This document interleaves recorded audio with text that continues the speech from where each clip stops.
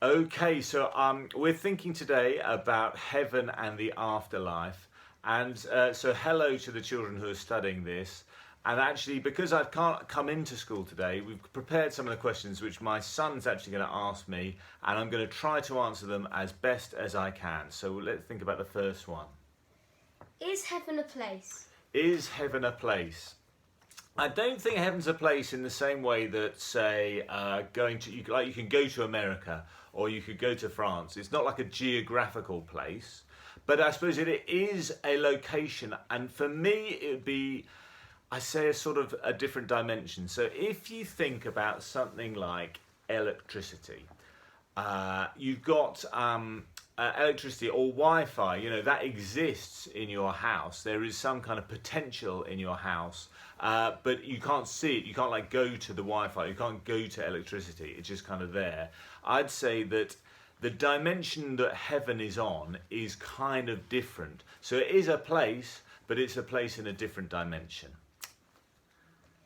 What does heaven look like?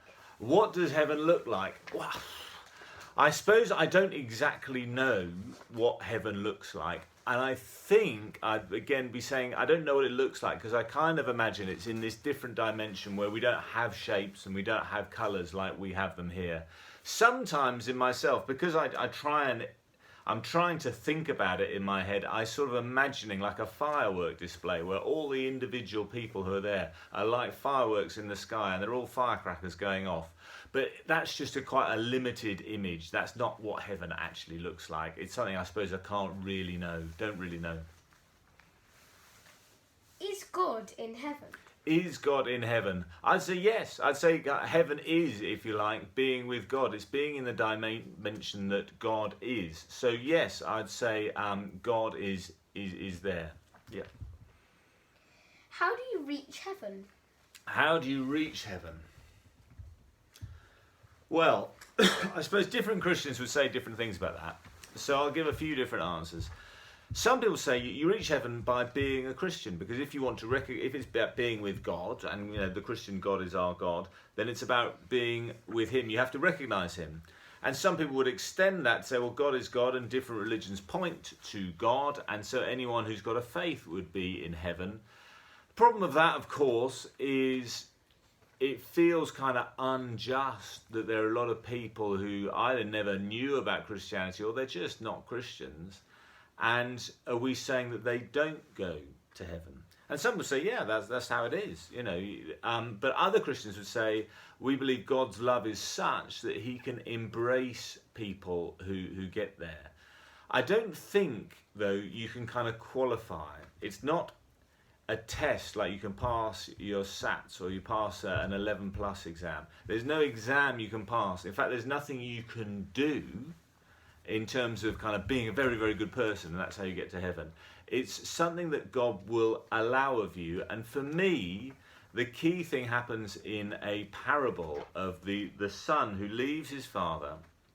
And then Jesus told this story. You can read it in Luke's gospel if you want to. And he goes back to his father and he just says sorry. He realizes that he's done wrong. And as soon as he turned around and said sorry, his father goes out to reach him. And I think getting to heaven's a bit like that. It's just recognizing you're not right. And that's enough. God can work with that. And so I suppose it's not doing anything except being conscious that you yourself aren't good enough to qualify.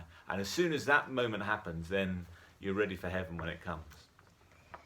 Who else is in heaven? Who else is in heaven?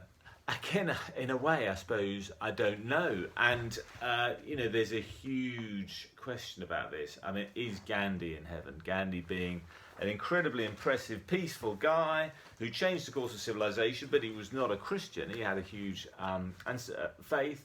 Some people would say the people in heaven are those who are baptized on earth.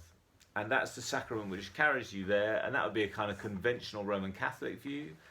And it's coherent, but I think the problem is it kind of says, well, that means a Gandhi or someone isn't there. And I find it hard to believe in a God who cannot embrace that kind of person. Will everyone be there? There's no reason to necessarily think that everyone's there, because someone maybe hasn't embraced what God has to offer. So I suppose I don't know, and I guess I'll leave that to God. But I wouldn't be saying it's exclusively Christians, but there are Christians who would, so you've got to kind of think about that. Yep. So that was the last one. Okay, thank you everyone. Good luck with your own thinking about what heaven is and who might be there. Thank you.